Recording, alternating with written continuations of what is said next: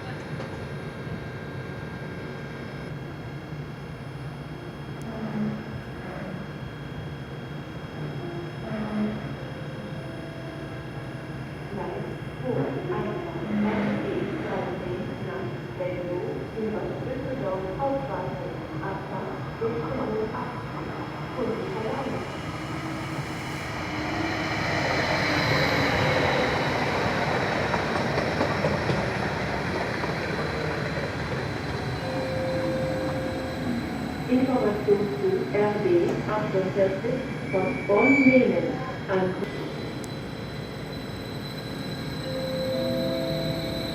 Information zu RB 48 nach Bonn Hauptbahnhof über Wuppertal Hauptbahnhof. Abfahrt 16:13 Uhr. Heute circa 15 Minuten später. Grund dafür ist eine Verspätung auf vorheriger Fahrt.